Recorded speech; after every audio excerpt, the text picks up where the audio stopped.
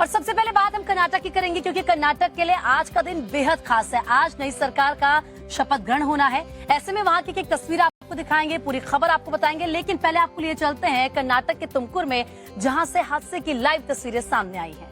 तो यहाँ एक ऐसी तस्वीर सामने आई जो वाकई रोंगटे खड़े कर देगी। पेट्रोल पंप पर कैसे ये हादसा हुआ, कैसे बाइक धू धू कर जलने लगी, ये सब कुछ इस रिपोर्ट में देखिए। कर्नाटक के तुमकुर जिले से एक हैरान करने वाला वीडियो सामने आया है। वीडियो देखने के बाद अच्छों के रोंगटे खड़े हो जाएंगे। वीडियो में पेट्रोल पंप पर मां बेटी नजर आ रही हैं। पहले तो सब कुछ सामान्य लग रहा है, लेकिन अचानक कुछ ऐसा हुआ जिसकी किसी ने कल्पना भी नहीं की थी। पेट्रोल भराते वक्त ही अचानक बाइक में आग लग जाती है और बाइक पर नजर आ रही लड़की जब तक बाइक छोड़कर भागती तब तक वो आग की चपेट में आ चुकी थी। एक बार फिर से देखिए कैसे पल भर में इतना बड़ा हादसा हो गया कि पेट्रोल पंप आग का गोला बन गया। जैसे ही यह हादसा हुआ, पेट्रोल पंप पर अफरा तफरी मच गई। डरे और सहमे लोग भागते नजर आए, क्योंकि ये आग फैलती ही गई और पंप पर मौजूद गाड़ियां भी आग के भयानक लपटों से बच नहीं पाईं। हादसे में बाइक सवार लड़की समेत 2 लोग बुरी तरह से झुलस गए हैं।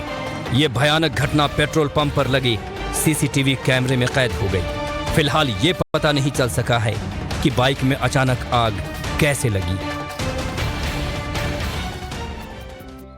प्रीति, तुम भी तो पेट्रोल पंप जाती हो ना, बहुत ज्यादा ध्यान रखा करो वहाँ पर। बिल्कुल ध्यान रखने की तो जरूरत है जिस तरीके से हादसा हुआ है। लेकिन चलिए आगे बढ़ते हैं। आपको बता दें किस तरीके से एक तस्वीर सामने आई जिसमें एक रईसजादे ने 6 लोगों को अपनी कार से कुचल दिया, जिसके बाद वहाँ पर मातम पसर गया।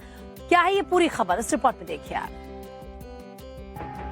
कार की हालत चकनाचूर हो चुकी है। सड़क हादसे के बाद की ये तस्वीरें चंडीगढ़ के सारंगपुर से सामने आई हैं। सारंगपुर से मुल्लापुर जाने वाली सड़क पर देर रात तेज रफ्तार कार अनियंत्रित हो गई। कार की स्पीड इतनी तेज थी कि गाड़ी सीधे डिवाइडर से टकराकर खेतों में जा गिरी। कार में 7 लोग सवार थे। हादसे में 2 महिला सहित एक युवक के इलाज के दौरान पीजीआई में मौत हो गई। कार की रफ्तार इतनी ज्यादा थी कि रेहड़ी पर खड़े 3 ग्राहकों को टक्कर मारने के साथ ही एक पैदल जा रहे शख्स को भी टक्कर मार दी। इसने सबसे पहले एक मोटरसाइकिल को टक्कर मारी थी। उसके बाद जो फुटपाथ पे लोग खड़े थे, कुछ लोग वहाँ एक महिला छल्ली भून रही थी और कुछ लोग बस का इंतजार कर रहे थे, जिसमें 7-8 लोग वहाँ खड़े थे। उनको रोनती हुई एक आगे जाकर खड्डे में जाकर रुकी थी। फिर वो गाड़ी उसकी सर्च कर रहे हैं, छापेमारी चल रही है। इस हादसे में फिलहाल 4 लोगों की हालत गंभीर बताई जा रही है। और अब बात गुजरात की करते हैं। गुजरात के भरूच से दर्दनाक हादसे की तस्वीर सामने आई है। दरअसल यहाँ पर पिकनिक मनाने गए लोग हादसे का शिकार हो गए और ये जानकारी मिल रही कि ये लोग एक ही परिवार के थे। और देखिए जैसे कैसे पलक झपकते ये हादसे आपकी जिंदगी को बदल देते हैं। पूरा का पूरा परिवार मौत के मुंह में समा गया। कैसे ये दर्दनाक हादसा हुआ, देखिए रिपोर्ट में।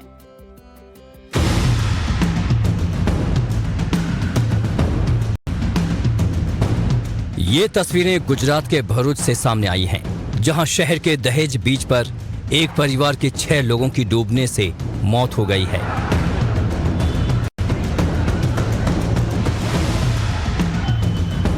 परिवार जिले के ही मुलर गांव का रहने वाला है और बीच पर पिकनिक मनाने के लिए आया था, लेकिन हंसी खुशी में परिवार के 6 लोग मौत के मुंह में चले गए। हालांकि मौके पर मौजूद लोगों ने 2 लोगों को रेस्क्यू कर अस्पताल में भर्ती कराया। मौके पर पहुंची भरूच की डीएसपी ने भी मामले का संज्ञान लिया। गांधार के दरिया किनारे पे 8 लोग घूमने गए थे। उनके साथ एक जो एडल्ट थे, उनको सबको बच्चों को लेके, उसमें 6 लोगों की डेथ हुई है डूबने की वजह से। भर्ती का पानी आ गया, आज अमावस्या थी तो बड़ी भर्ती थी, और 2 को बचा पाए हैं और अभी आगे कार्रवाई शुरू है। और इसीलिए कहते हैं प्रीति की सावधानी ही बचाव है। कहीं पर भी आप जाएं सावधान रहिए, लापरवाही बिल्कुल भी मत कीजिए, क्योंकि ऐसे हादसे पूरे परिवार को मातम में, परिवार की जो खुशियां उसको मातम में बदल देते हैं। बहरहाल आगे बढ़ते हुए आपको दिखाते हैं टॉप ट्रेंडिंग वीडियोस। बिल्कुल आपको दिखाते हैं कि कैसे सड़क पर हुई लड़कियों की कैट फाइट और अनोखी बाइक, जिसे देखकर लोग रह गए दंग। तस्वीरों में देख सकते हैं कि किसी बात पर लड़कियों के बीच लड़ाई शुरू हुई। लड़कियां एक दूसरे को बाल पकड़कर सड़क पर गिरा रही हैं, लात भूसे बरसा रही हैं। आखिर में 2 लड़कियां मिलकर एक लड़की को इस तरह मारती हैं कि देखकर किसी के भी होश उड़ जाए। सड़क पर गुजर रहे किसी शख्स ने इसका वीडियो बनाया, सोशल मीडिया पर शेयर किया, जिससे अब तक 2,29,000 से ज्यादा लाइक्स मिल चुके हैं। सोशल मीडिया पर ये वीडियो दोनों काफी ट्रेंडिंग है। लोहा, बाइक हैंडल, चेन और सीट का इस्तेमाल कर शख्स ने अनोखी बाइक बनाई। जिस तरह से शख्स ने बाइक को अनोखे अंदाज में चलाया, उसने सबको दंग कर दिया। वीडियो में अब तक लाखों व्यूज मिल चुके हैं, जबकि 68,000 से ज्यादा बार लाइक्स आ चुके हैं। इस वीडियो को देखकर आपके रोंगटे खड़े हो जाएंगे। तस्वीर में देखिए कैसे एक शख्स अपने हाथ में जहरीले सांप को पकड़े हुए है, जबकि दूसरे हाथ से कांच के ग्लास में जहर को निकालता है। इसके बाद ग्लास में पानी मिलाता है। उसके बाद जो कुछ होता है उसकी तस्वीर आपके सामने है। यूजर्स ने शख्स को इस तरह के खतरनाक स्टंट नहीं करने की नसीहत दी। नागिन डांस के इस वीडियो में सोशल मीडिया पर धूम मचाया हुआ है। वीडियो में देखिए डीजे पर नागिन धुन सुनते ही बुजुर्ग महिला बेकाबू हो जाते हैं। घूंघट में महिला नागिन बनकर डांस करने लगती है तो वहीं रुमाल लेकर बुजुर्ग बीन बजाता है। इसके बाद कदर मचा के लोग देखते रह गए। वीडियो को लाखों लोग देख चुके हैं, जबकि 80,000 से ज्यादा लाइक्स मिले हैं।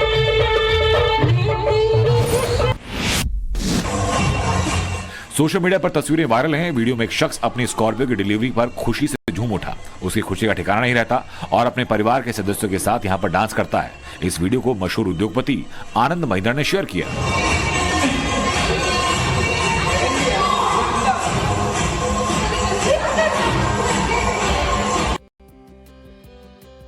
तो 2 मिनट में तो आपने वायरल खबरें देख ली हैं। अब आपको जयपुर की खबर बताते हैं, जहां पर मूर्ति तोड़ने को लेकर जमकर हंगामा हुआ और करनी सेना ने जमकर प्रदर्शन किया। तो किसकी मूर्ति तोड़ी गई, किसने ये मूर्ति तोड़ी और उसके बाद क्या कार्रवाई हुई इस पूरे मामले को लेकर, वो देखिए इस रिपोर्ट में।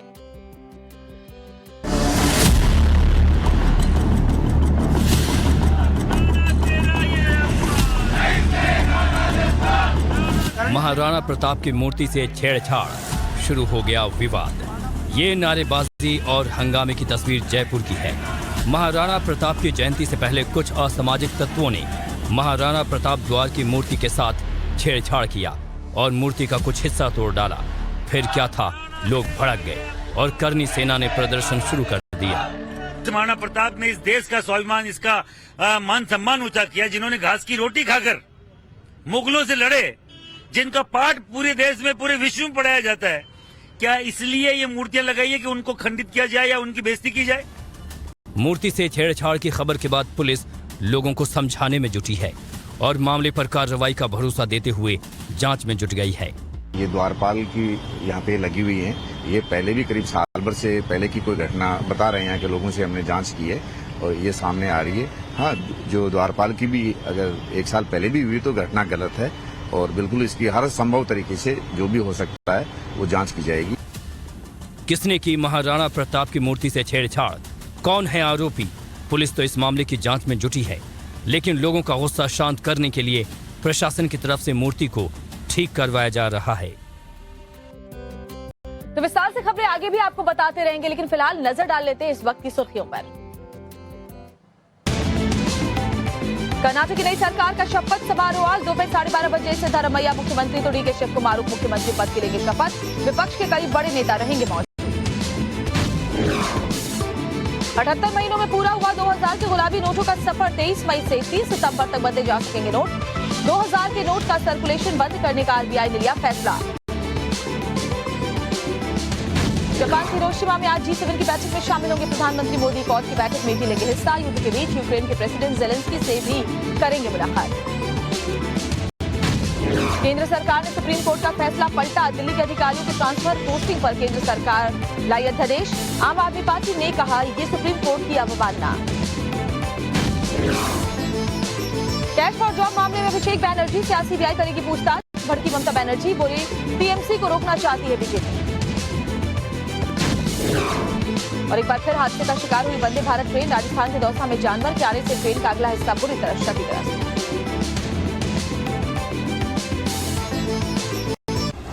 In association with MDH super हिंग, शुद्धता का असली तड़का।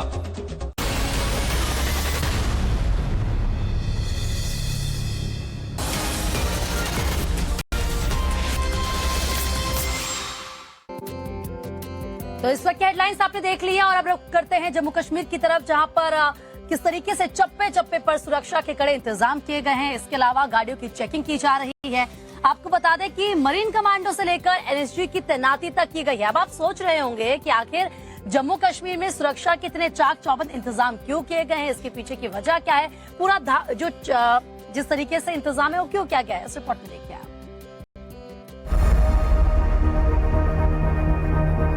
सोमवार को G20 वर्किंग ग्रुप की बैठक श्रीनगर में होने जा रही है, जिसे लेकर तैयारियां जोरों शोरों पर हैं। जल थल वायुसेना घाटी की सुरक्षा में लगी है। सुरक्षा को फुल प्रूफ करने के लिए मरीन कमांडो से लेकर नेशनल सिक्योरिटी गार्ड्स तक की तैनाती की जा चुकी है। शेरे कश्मीर कन्वेंशन सेंटर, जहां G20 की इस बैठक का आयोजन होना है, उस पूरे इलाके के आसपास NSG कमांडो, स्थानीय पुलिस और पैरामिलिट्री फोर्स के जवान साथ मिलकर चप्पे चप्पे पर नजर रख रहे हैं। सुरक्षा व्यवस्था इतनी चाक चौबंद है कि कोई परिंदा भी पर नहीं मार सकता है। NSG लगातार लाल चौक पर और डल लेक में लगातार सर्च अभियान चला रही है। सूत्रों के अनुसार आतंकवादी कश्मीर में G20 की इस बैठक को बाधित करने की कोशिश कर सकते हैं। ऐसे में इस बैठक को लेकर सेना, BSF, CRPF, SSB और जम्मू कश्मीर पुलिस के जवान ऐसे किसी भी हालात से निपटने के लिए तैयार हैं। एहतियातन श्रीनगर में स्कूलों को 25 मई तक बंद कर दिया गया है और कश्मीरी पंडित कर्मचारियों और अन्य अल्पसंख्यक समूहों के कर्मचारियों को इस दौरान ड्यूटी पर न आने के लिए भी कहा गया है। 22-24 मई तक चलने वाली G20 टूरिज्म वर्किंग ग्रुप की तीसरी बैठक में लगभग 100 प्रतिनिधि भाग लेंगे। इस बैठक से चीन और तुर्की खुद को बाहर रख सकते हैं। 24 मई को G20 प्रतिनिधियों की बैठक प्रसिद्ध स्वास्थ्य और स्की रिजॉर्ट गुलमर्ग में होने वाली थी, लेकिन सुरक्षा कारणों के चलते इस आयोजन स्थल को पहले ही रद्द कर दिया गया था।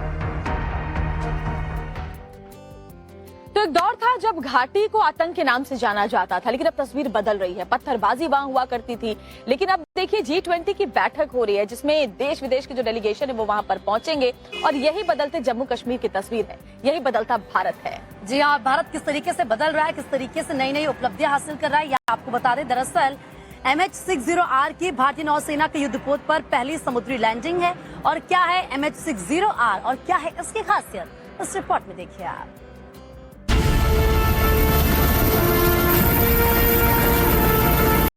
भारतीय नौसेना ने एक नई उपलब्धि हासिल की है। नौसेना ने MH60R हेलीकॉप्टर की सफल लैंडिंग कराई है।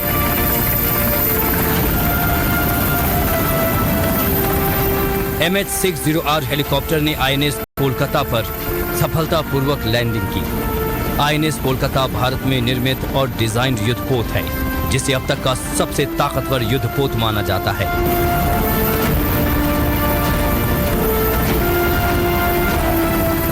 लैंड कराया गया MH60R हेलीकॉप्टर एक बेहतरीन लड़ाकू हेलीकॉप्टर है।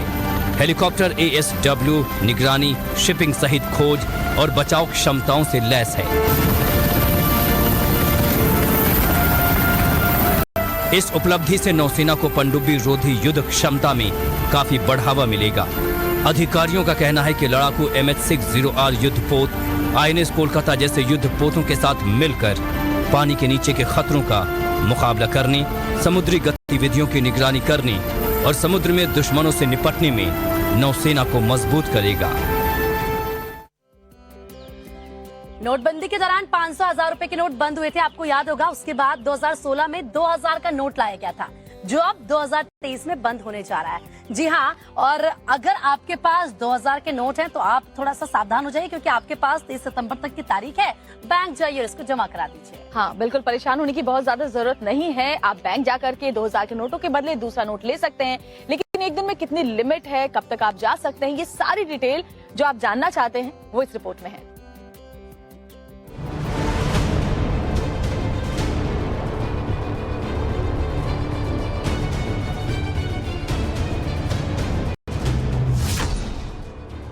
– 2016 की नोटबंदी का काल आपने देखा, जब 500 के नोट भी बंद हुए और 1000 रुपए के भी, जब सैकड़ों लोग बैंकों के सामने घंटों लाइनें लगाकर खड़े रहे।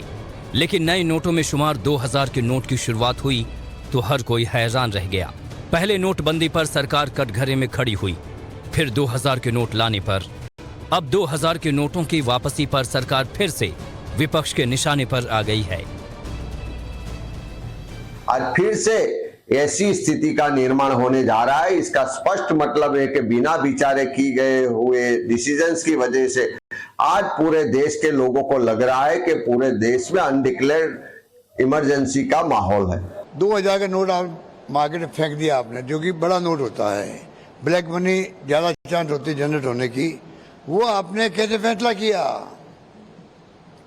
क्यों फैसला किया? समझ के परे अभी तो रहस्य बना हुआ है। अब आपने बंद किया तो वो बताए कि ये बंद करने का उनके पीछे मंशा क्या है। अगर आपके पास भी 2000 के नोट हैं तो आरबीआई ने क्या कहा है जानिए। सितंबर तक नोट सर्कुलेशन में रहेंगे। 30 सितंबर तक आप नोट बदल सकेंगे।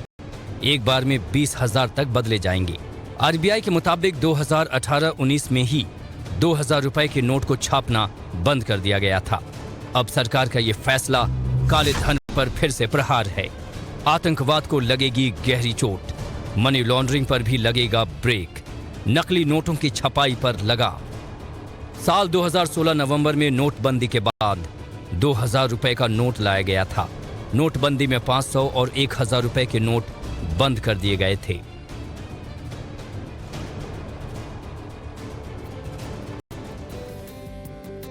तो कल शाम एक तरफ जहां 2000 के नोट बंद होने की खबर आई, वहीं जयपुर के योजना भवन से करोड़ों की नकदी और सोना मिलने के बाद हड़कंप मच गया। जी हाँ, ऐसे में सवाल ये उठता है कि कैश और सोना किसका था, कितना कैश और सोना बरामद हुआ है और अभी तक क्या कुछ जांच में सामने आया है, इस रिपोर्ट में देखिए आप। बैग में नोटों का भंडार, सोने के चमचमाते बिस्किट। जयपुर में योजना भवन के आईटी विभाग की बंद पड़ी अलमारी से जब ये निकला तो देखने वालों की आंखें फटी की फटी रह गई। हर कोई इतने रुपए और सोने के बिस्किट देखकर दंग था। फौरन पुलिस को खबर दी गई और जब गिनती शुरू हुई तो लाखों नहीं रुपए करोड़ों में थे। 500 और 2000 के नोट मिले। 2,31,49,000 रुपए, 1 किलो सोना का बिस्किट। लेकिन बंद पड़ी 2 अलमारियों में ये दौलत किसकी थी, ये किसी ने हामी नहीं भरी। नियमानुसार उनको जब्त किया गया। काउंटिंग में वो पैसा 2,31,00,000 और उसके आगे कुछ समथिंग निकला और साथ में एक किलो सोने का गोल्ड का बिस्किट भी उसके साथ में मिला है। अलमारी से निकला नोट किसका है? अलमारी के अंदर सोना कहां से आया? इस सवाल का जवाब किसी के पास नहीं है। पुलिस ने मामले में 7 से 8 लोगों को हिरासत में लिया है। इसके अलावा एक विशेष टीम का गठन किया गया है जो ये जांच करेगा कि ये बेशुमार दौलत किसकी है और वो इसे कहां से लेकर आया। ट्रांसफर पोस्टिंग मामले में कुछ दिन पहले सुप्रीम कोर्ट का फैसला आया था, जिसके बाद आप सरकार की जीत हुई थी, खुशी की लहर थी। लेकिन आपको बता दें कि खुशी की लहर ज्यादा दिन नहीं टिक सकी, क्योंकि केंद्र सरकार एक अध्यादेश लाई है और इस अध्यादेश के जरिए एक बार फिर से ये कह दिया गया है कि दिल्ली के असली बॉस तो एलजी ही हैं। हालांकि आम आदमी पार्टी इसको लेकर के हमलावर है। पूरी खबर इस रिपोर्ट में देखिए आप।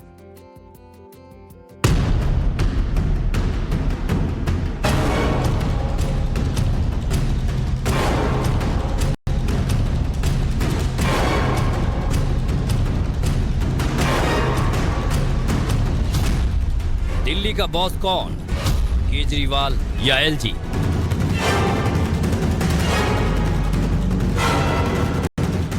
केंद्र सरकार के इस फैसले ने एक बार फिर दिल्ली के एलजी और दिल्ली सरकार को आमने सामने खड़ा कर दिया है। केंद्र सरकार ने एक अध्यादेश जारी किया जिसके तहत दिल्ली सरकार के अधिकारियों का ट्रांसफर पोस्टिंग का आखिरी फैसला उप राज्यपाल का होगा।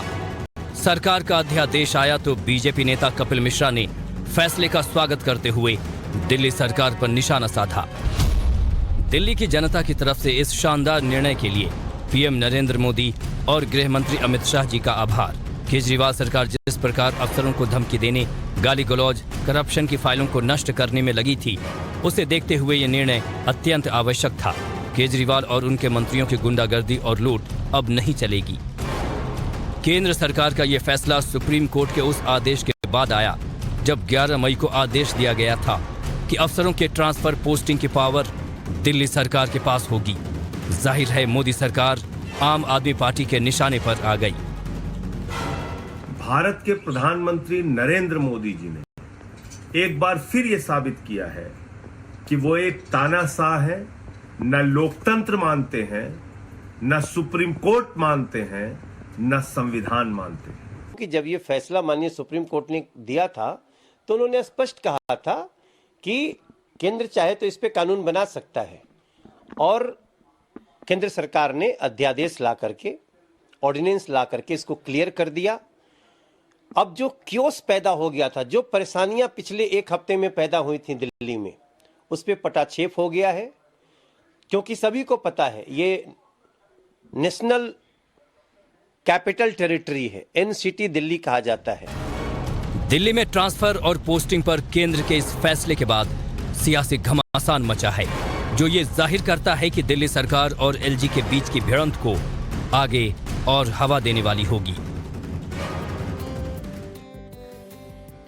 तो एक तरफ केंद्र सरकार ने केजरीवाल सरकार को झटका दिया है, दूसरी तरफ एक और झटका अरविंद केजरीवाल को लगा है, क्योंकि कर्नाटक में आज शपथ ग्रहण समारोह है। कई मुख्यमंत्रियों को बुलाया गया है, लेकिन अरविंद केजरीवाल को यहाँ पर भी न्योता नहीं दिया गया। जी हाँ, और कर्नाटक में किस तरह की है शपथ ग्रहण को लेकर तैयारियां, और किस किस नेता को दिया गया है न्योता, कौन कौन ऐसे नेता हैं जिनको इनवाइट नहीं किया गया है, और उसके पीछे की वजह क्या है, उस रिपोर्ट में देखिए आप।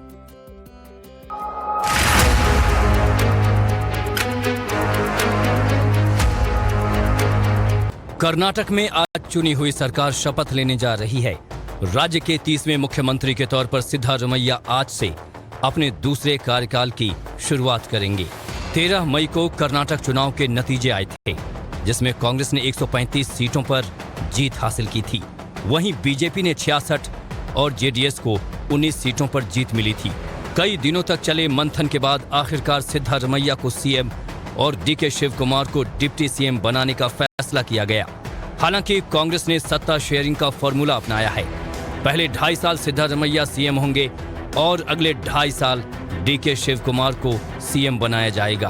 कांग्रेस ने इस शपथ ग्रहण समारोह को 2024 के लोकसभा चुनाव और इस साल के आखिर में होने वाले 5 राज्यों के विधानसभा चुनाव से पहले विपक्षी एकता के प्रदर्शन का बड़ा मंच बनाने की पूरी तैयारी कर ली है। कांग्रेस पार्टी की ओर से सिद्धारमैया के शपथ ग्रहण समारोह में तकरीबन 20 विपक्षी पार्टियों को न्योता भेजा गया है। बेंगलुरु के कांतीरवा स्टेडियम में दोपहर 12:30 बजे भव्य शपथ ग्रहण समारोह का आयोजन होगा। शपथ ग्रहण के लिए बिहार के सीएम नीतीश कुमार के साथ आरजेडी नेता तेजस्वी यादव, झारखंड के सीएम हेमंत सोरेन, छत्तीसगढ़ के मुख्यमंत्री भूपेश बघेल, राजस्थान के मुख्यमंत्री अशोक गहलोत, पश्चिम बंगाल मुख्यमंत्री ममता बनर्जी, एनसीपी प्रमुख शरद पवार, उद्धव ठाकरे, फारूक अब्दुल्ला, महबूबा मुफ्ती, अखिलेश यादव और कमल हासन को निमंत्रण भेजा गया है। कर्नाटक कैबिनेट के संभावित नामों की बात करें तो गुंडू राव, कृष्ण गौरा, एच.के. पाटिल मंत्री बन सकते हैं। वहीं रामलिंगा रेड्डी, बी.के. हरिप्रसाद का भी नाम लिस्ट में शामिल है। के.एच. मुनियप्पा, प्रियांक खड़गे मंत्री बनाए जा सकते हैं। एम.बी. पाटिल, के.जे. जॉर्ज, जी. परमेश्वर, रूपा शशिधर, ईश्वर खंड्रे, जमीर अहमद, तनवीर सेठ, लक्ष्मण सवादी मंत्री बन सकते हैं। 2024 से पहले विपक्ष का ये एक शक्ति प्रदर्शन के तौर पर होगा, और इसीलिए कर्नाटक में विपक्ष के तमाम नेता मौजूद रहेंगे। तो वहीं आपको बता दें कि गृह मंत्री अमित शाह आज और कल गुजरात दौरे पर रहेंगे। तो 2 दिन के गुजरात दौरे के दौरान गृह मंत्री अमित शाह के क्या क्या कार्यक्रम है, क्या सौगात गुजरात की जनता को इस दौरान वो देने वाले हैं, आपको सब कुछ इस रिपोर्ट के जरिए बताते हैं। केंद्रीय गृह मंत्री अमित शाह आज से 2 दिन के गुजरात दौरे पर रहेंगे, जहां वो अलग अलग कार्यक्रमों में शिरकत करेंगे। अमित शाह देवभूमि द्वारका भी जाएंगे और वहां द्वारकाधीश के दर्शन करेंगे। 2 दिन के इस दौरे के दौरान गृह मंत्री समाज के राष्ट्रीय सम्मेलन में शिरकत करेंगे। पिछली बार जब अमित शाह गुजरात के दौरे पर आए थे, तब उन्होंने बोटाद स्थित सारंगपुर में बजरंगबली की 65 फीट की प्रतिमा का लोकार्पण किया था। केंद्रीय गृह मंत्री अपने गुजरात प्रवास में कई परियोजनाओं का उद्घाटन और शिलान्यास करेंगे।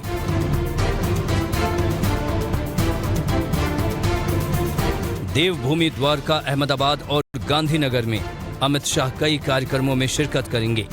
देवभूमि द्वारका में राष्ट्रीय तटीय पुलिसिंग अकादमी के लिए भवन का शिलान्यास करेंगे।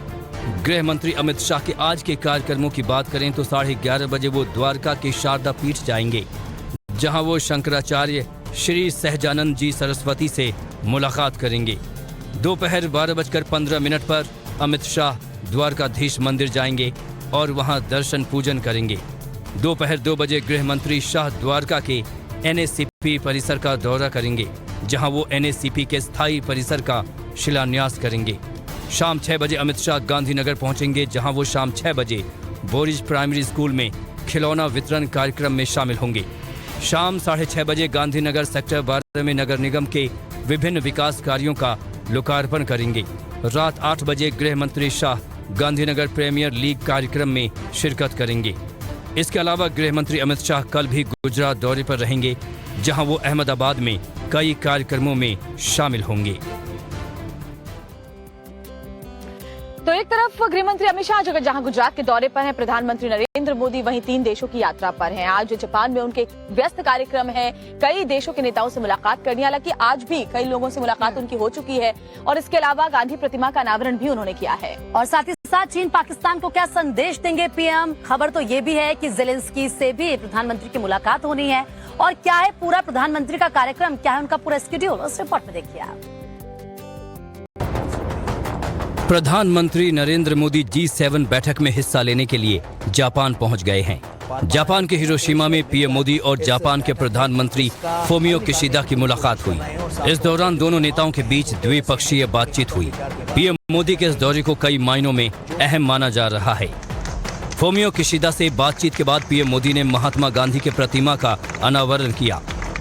बुद्ध और गांधी की धरती, जिसने विश्व को शांति का संदेश दिया, हिरोशिमा की धरती पर, और जापान जो कि भगवान बुद्ध के विचारों के से पल्लवित पोषित है, वहां पूज्य बापू की प्रतिमा अहिंसा के, करुणा के उन विचारों को आगे ले जाने में बहुत बड़ी प्रेरणा बनेंगे। इसके बाद दक्षिण कोरिया के प्रधानमंत्री हान डक से पीएम मोदी की द्विपक्षीय बातचीत हुई। पीएम मोदी का अगला कार्यक्रम वियतनाम के पीएम फाम मिन्ह चिन से मुलाकात का है। इसके बाद पीएम मोदी G7 सम्मेलन के लिए रवाना होंगे, जहां सुबह 11:30 बजे वो G7 के 6ठे सत्र में हिस्सा लेंगे। सत्र के बाद दोपहर 1:40 पर पीएम मोदी की फ्रांस के राष्ट्रपति इमानुएल मैक्रों के साथ महत्वपूर्ण बैठक होगी। इस मुलाकात के बाद पीएम मोदी का यूक्रेन के राष्ट्रपति जेलेंस्की से मिलने का कार्यक्रम है। दोपहर 2:20 पर पीएम मोदी जेलेंस्की से बातचीत करेंगे। इसके बाद पीएम मोदी 2:55 पर G7 सम्मेलन के 7वें वर्किंग सत्र में शामिल होंगे। जापान दौरे के दौरान ही पीएम मोदी शाम 4:35 पर क्वाड सम्मेलन में हिस्सा लेंगे। सिडनी में क्वाड सम्मेलन रद्द होने की वजह से क्वाड सम्मेलन अब हिरोशिमा में हो रहा है। क्वाड सम्मेलन के जरिए सदस्य राष्ट्रों का लक्ष्य हिंद प्रशांत क्षेत्र में चीन के दबदबे को संतुलित करना है। 21 मई यानी कल पीएम मोदी ब्रिटेन के प्रधानमंत्री ऋषि सुनक से द्विपक्षीय मुलाकात करेंगे। पीएम मोदी 21 मई को G7 सम्मेलन के 8वें वर्किंग सत्र में भी हिस्सा लेंगे और इसके बाद पापुआ न्यू गिनी के लिए रवाना होंगे। तो तमाम खबरें आपको दिखाई, लेकिन अब वक्त एक छोटे से ब्रेक का है और ब्रेक के बाद लौटेंगे तो आपको दिखाएंगे कि कैसे फिसल गई बिहार के मुख्यमंत्री नीतीश कुमार की जुबान। इस बड़ी खबर को देखने के लिए बने रहिए हमारे साथ।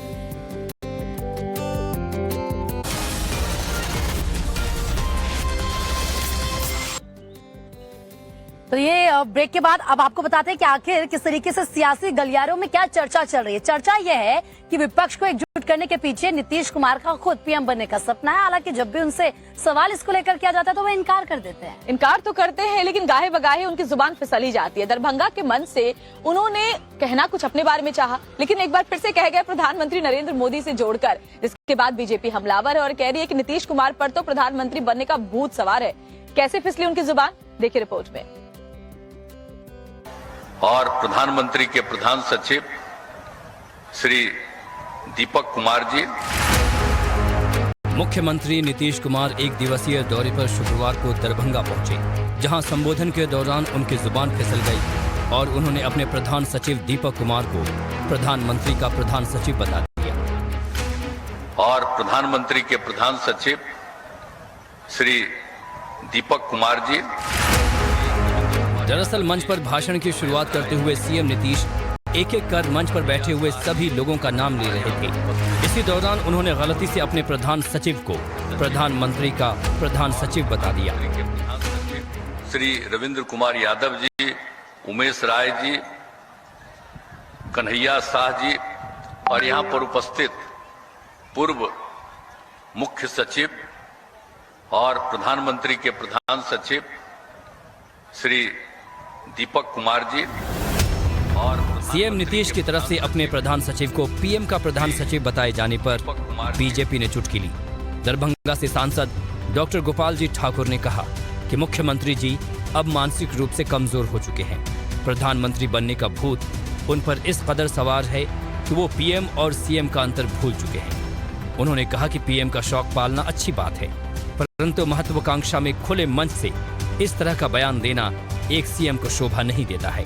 उन्होंने कहा कि नीतीश कुमार जी को बिहार के हित में अब राजनीतिक जीवन से संन्यास ले लेना चाहिए। बता दें कि नीतीश कुमार आज कर्नाटक जाएंगे और नई सरकार के शपथ ग्रहण समारोह में शामिल होंगे। तो नीतीश कुमार की जुबान क्या फिसली, बीजेपी ने उन्हें घेर लिया और घिरते तो ममता बनर्जी के भतीजे अभिषेक बनर्जी भी नजर आ रहे हैं। जी हाँ, सीबीआई ने दरअसल अभिषेक बनर्जी को समन दिया और आज पेश होने के लिए कहा, जिसके बाद टीएमसी तो आग बबूला है, लेकिन खुद अभिषेक बनर्जी ने क्या कुछ कहा है, सुनिए।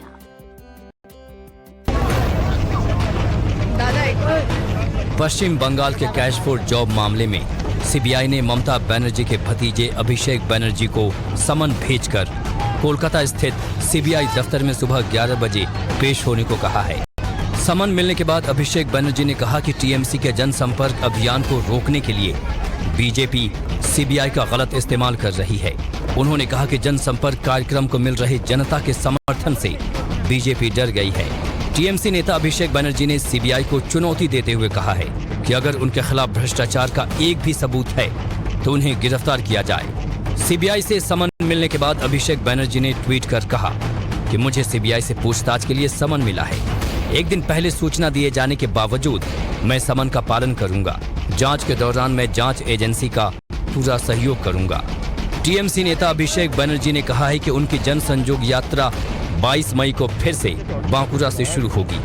उन्होंने कहा कि ऐसी बातों से परेशान हुए बिना मैं और ज्यादा समर्पण, उत्साह और प्रतिबद्धता के साथ पश्चिम बंगाल के लोगों की सेवा करने की कोशिश करूंगा।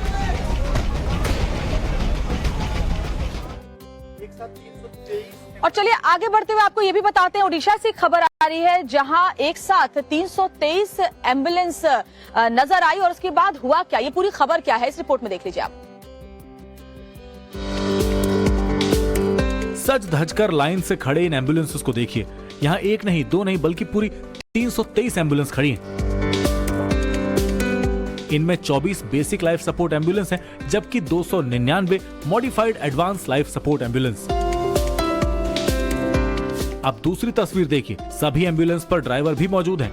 फिर ओडिशा के मुख्यमंत्री नवीन पटनायक हरी झंडी दिखाकर इन एम्बुलेंस को रवाना करते हैं। तस्वीरें भुवनेश्वर की हैं, जहां सीएम ने हरी झंडी दिखाकर सूबे के तमाम जिलों के लिए 323 एम्बुलेंस को रवाना किया। राज्य सरकार का हेल्थ सेक्टर पर विशेष ध्यान है।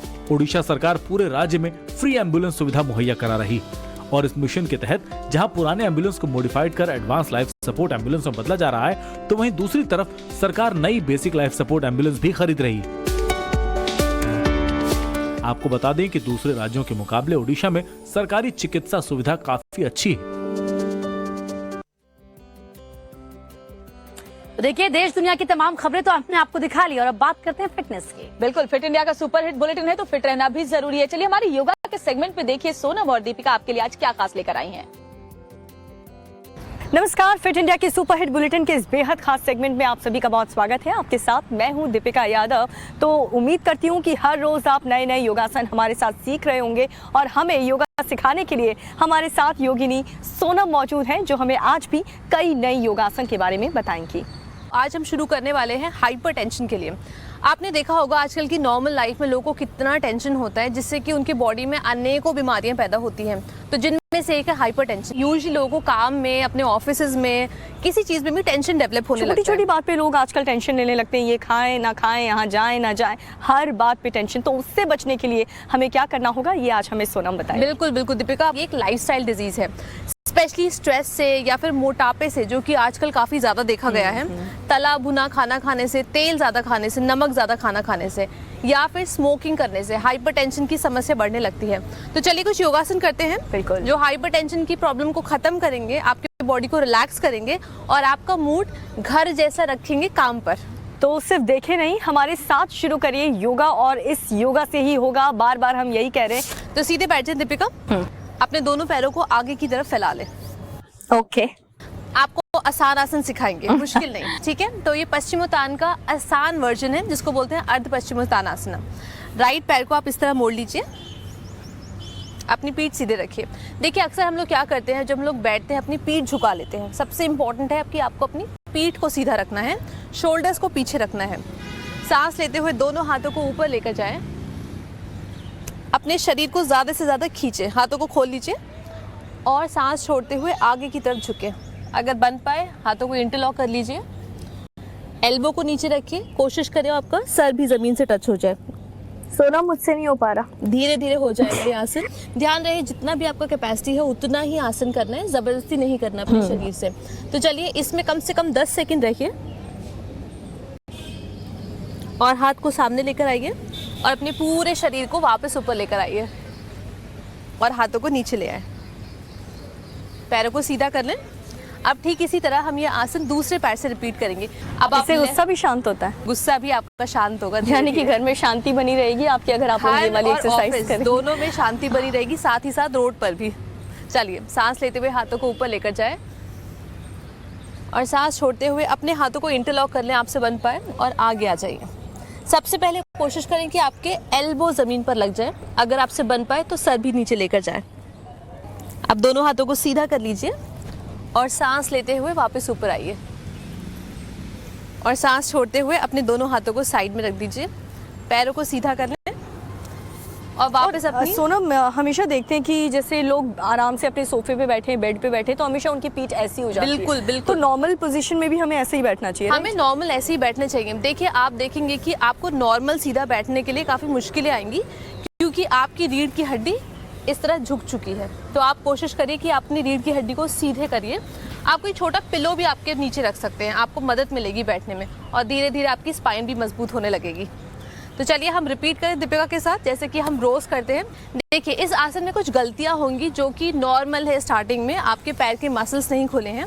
तो हम दीपिका के साथ देखेंगे कि आसना को अच्छा कैसे करें, एज अ बिगिनर योगा कैसे करें, डरे नहीं। आप लोग भी ऐसे बैठ जाएं और शुरू करते हैं। देखिए हमारे घुटने अक्सर मुड़ने लगते हैं, इनको मोड़ना नहीं है, इनको सीधा रखें, पैरों को फ्लेक्स रखें, सांस लेते हुए दोनों हाथों को ऊपर लेकर जाएं। अब यहाँ पे आपको अपने शरीर को ज़्यादा से ज़्यादा ऊपर खींचना है, जब लंबाई मिलेगी तब भी आप आगे जा पाएंगे। चलिए बिल्कुल, देखिए दीपिका अभी से ही इम्प्रूव करने लगे हैं। Very good Deepika. कोशिश करें कि आपके हाथ थोड़े से मुड़ जाए, इन्हें मोड़ो, यस, और इस तरह रहिए। देखिए आपको अपनी पीठ को ज़्यादा से ज़्यादा बाहर लंबा करना है, इस तरह एग्जैक्टली। शोल्डर्स को रिलैक्स करना है, घुटनों को मोड़ना नहीं है। मैं चीटिंग कर रही हूँ कि घुटना थोड़ा ऊपर आ जाए, सर कम झुकाना पड़े। एग्जैक्टली, हमें ये चीटिंग नहीं करना है। आपको भी ध्यान रखना है, आपको भी ऐसे सोचना है कि मैं आपको भी करेक्ट कर रही हूँ, आपको चीटिंग्स नहीं करनी है, ठीक है। दोनों हाथों से ऊपर लेकर जाएं, घुटने सीधे कर लीजिए और सांस छोड़ते हुए आगे जाए, चेहरे को रिलैक्स करते हुए, घर जैसा माहौल बनाते हुए शरीर के अंदर सीधा करिए बॉडी को। देखिए कभी अपने मसल्स को आपको फोर्स नहीं करना है, ये एक टाइम के बाद ही ओपन होने लगेंगी। सबसे इंपॉर्टेंट है कि आप अपने घुटने सीधे रखें, स्पाइन को रिलैक्स करें और हेड को भी रिलैक्स करें। अगर आपको और रिलैक्स करना है, सबसे इम्पॉर्टेंट है और आपको अच्छा भी लगेगा, अपनी आंखें बंद कर लीजिए, बाहर की दुनिया से थोड़ा कटाव मिलेगा आपको। दूसरा कुछ योगा, बिल्कुल, चलिए दूसरा योगा करते हैं। देखिए योगा एक्सरसाइज में क्या फ़र्क है, योगा में आपका शरीर रिलैक्स होता है आसना में जाके, एक्सरसाइज में आपका शरीर थोड़ा तना हुआ रहता है, उसमें टेंशन बिल्डअप होती है, हमें वो नहीं करना। तो आप सीधे ऐसे वज्रासन में बैठ जाइए, अपने हाथों का सहारा लीजिए और अपने दोनों पैरों को पीछे से खोल लीजिए और आप सेंटर में इस तरह बैठ जाए। अब ये आसन हम अलग अलग स्टेप्स में करेंगे। आप यहाँ भी रुक सकते हैं अगर आपको कंफर्टेबल लग रहा है। कोशिश करें कि आप दोनों हाथ पीछे लेकर जाएं। आप यहाँ भी रुक सकते हैं। स्टेप 2, अगर आपको और कंफर्टेबल लगे तो आप अपने एल्बोज को नीचे रख दीजिए। आप एक पिलो भी रख सकते हैं अपनी पीठ पर सहारा लेने के लिए। अगर आपको और भी कंफर्टेबल लगे तो धीरे धीरे अपने शरीर को पूरा ज़मीन पर लिटा दीजिए और अपने हाथों को अपने थाइस पर इस तरह रख लीजिए। आंखें बंद कर लीजिए और कम से कम 10 सेकंड इस आसन में रहने की कोशिश करें। आप कोशिश कीजिए कि आपका बॉडी रिलैक्स हो, आपका स्पाइन नीचे चला जाए और ज़मीन और स्पाइन में कोई फ़र्क ना रह जाए, कोई गैप ना रह जाए। आप कम से कम 10 या 20 सेकंड इसी आसना में रिलैक्स करें और वापस आने के लिए दीपिका आप ध्यान दें, आप अपने पैरों का सहारा लें। सोनम, मैं वापस कैसे आऊंगी? मैं आपको दिखाती हूँ, चलिए प्लीज हेल्प। देखिए मैं तो वापस आ गई हूँ, हम दीपिका को भी वापस लेकर आते हैं। चलिए देखिए, कभी सीधा ना उठें, लेफ्ट या राइट से ही उठें ताकि आपके स्पाइन पे कोई भी प्रेशर ना पड़े। दीपिका अपने पैरों को पकड़ लीजिए। मैं तो हूँ ही, बट आपको खुद से उठना पड़ेगा। एल्बो का सहारा लीजिए, थोड़ा शरीर को लेफ्ट या राइट में लेकर जाएं। बिल्कुल बिल्कुल, ये देखिए नेचुरल है बॉडी की कि आपका शरीर आपके एल्बो का सहारा लेने लगेगा। ठीक है, मुझसे हो गया। अब आप लोग भी जरूर प्रैक्टिस करें। थोड़ा थोड़ा मुश्किल शुरुआत के दिनों में आएगा। तो आप क्या बोलते हैं, ऑडियंस को एक और आसन सिखा दें? बिल्कुल सिखा दो। चलिए एक और आसन करते हैं।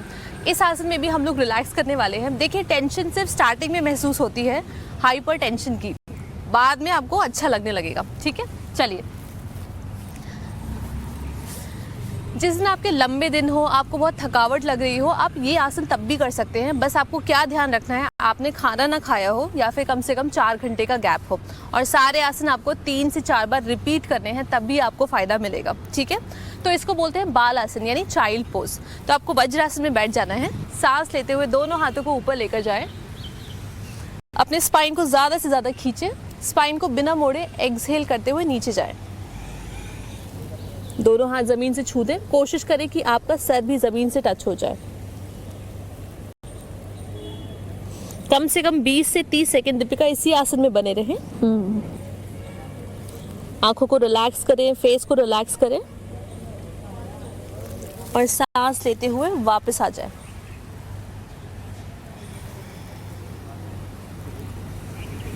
और अपनी स्टार्टिंग पोजीशन में यानी क्रॉस लेगे पद्मासन, जिसमें भी आपको कंफर्टेबल लगे आप बैठ जाएं। बहुत अच्छा फील हो रहा है, बहुत लाइट फील हो रहा है और यकीनन आप लोगों को भी यही फील हो रहा होगा। अगर आप मेरे और सोनम के साथ योगा प्रैक्टिस कर रहे होंगे तो कुछ इसी तरीके के हर रोज़ एक नई योगा हम आपको सिखाने की कोशिश करते हैं अपने इस खास सेगमेंट में, खास आपके लिए, ताकि आप फिट रह सकें। क्योंकि आप फिट रहेंगे तो देश फिट रहेगा। और अपना ख्याल ज़रूर रखें। कल फिर मैं और सोनम आपके सामने हाजिर होंगे कुछ नया लेकर। नमस्कार।